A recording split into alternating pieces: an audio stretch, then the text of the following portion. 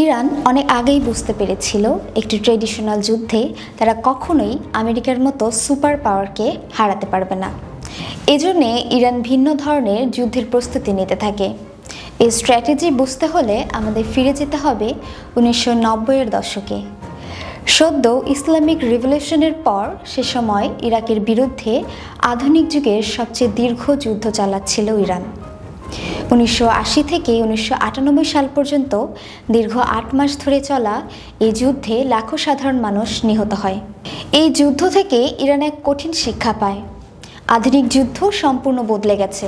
আধুনিক প্রযুক্তি, শক্তিশালী আকাশ প্রতিরক্ষা ব্যবস্থা, আধুনিক যুদ্ধবিমান এবং শক্তিশালী ঘনিষ্ঠ মিত্র যুদ্ধক্ষেত্রে গুরুত্বপূর্ণ ভূমিকা পালন করে।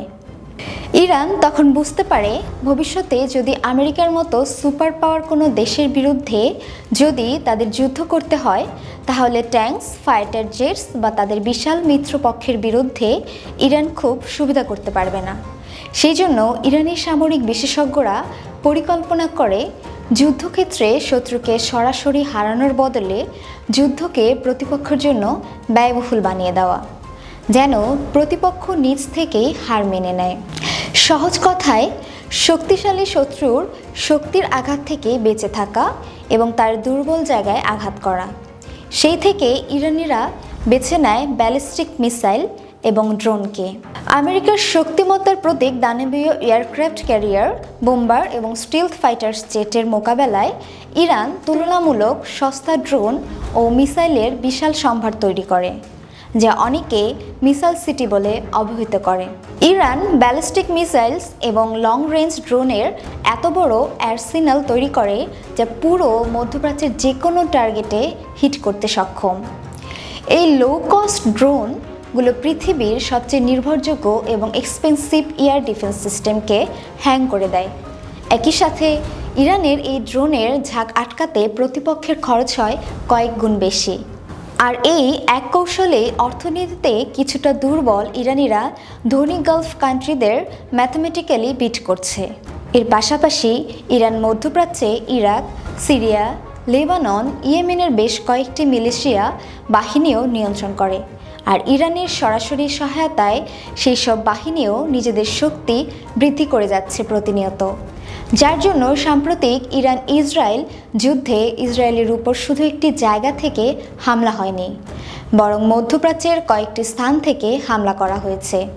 এই স্ট্র্যাটেজিতে জিওগ্রাফি অনেক বড় ভূমিকা পালন করে, কারণ ইরানের সাথে আছে পৃথিবীর সবচেয়ে গুরুত্বপূর্ণ নৌপথ দ্য স্ট্রেট অফ হরমুজ, যেখান দিয়ে প্রতিদিন পৃথিবীর মোট চাহিদার প্রায় 20% জ্বালানি তেল পরিবহন হয়। সম্প্রতি আমেরিকার সাথে হওয়া যুদ্ধে ইরান এই হরমুজ প্রণালী কার্যত অচল করে দেয়, যার প্রভাব বিশ্ব অর্থনীতি এবং জ্বালানি বাজারে দৃশ্যমান। সমুদ্রেও ইরানের অ্যাপ্রোচ অ্যাসিমেট্রিক্যাল, যার জন্য অন্যান্য প্রচলিত নেভি ওয়ারশিপ ডেস্ট্রয়ার তৈরির পরিবর্তে ইরান ছোট অথচ দ্রুতগতির মিসাইলস বোটস তৈরি করে, যা পার্সিয়ান গালফের সরু পথ দিয়ে চলাচল করতে সক্ষম। এছাড়াও ইরানের মিলিটারি স্ট্রাকচার এমনভাবে তৈরি করা যা অনেক বেশি প্রেসারের মধ্যেও ফাংশন করতে পারে।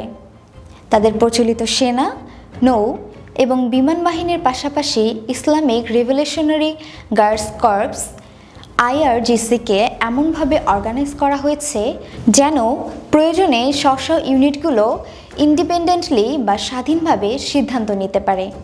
এই ডিসেন্ট্রালাইজেশনের প্রধান উদ্দেশ্য হলো যদি টপ লিডারশিপ ইউনিট অথবা বেসিসগুলো টার্গেট করে ধ্বংসও করা হয়, তারপরও যেন ইউনিটগুলো যুদ্ধ চালিয়ে যেতে পারে, যা চলমান যুদ্ধে প্রমাণিত। আমরা যদি এই সকল এলিমেন্টসগুলো একসাথে করি, তাহলে একটি বিষয় প্রমাণিত: ইরানের মূল উদ্দেশ্য আমেরিকাকে ট্র্যাডিশনাল মিলিটারি সেন্সে হারানো না, বরং ইরানের গোল হচ্ছে যুদ্ধকে অনেক বেশি কমপ্লেক্স, অনেক বেশি ব্যয়বহুল এবং অনেক বেশি আনপ্রেডিক্টেবল করা, যাতে স্ট্র্যাটেজিক্যালি শত্রুপক্ষের জন্য এই যুদ্ধ চালিয়ে যাওয়া পলিটিক্যালি এবং ইকোনমিক্যালি অসম্ভব হয়ে পড়ে।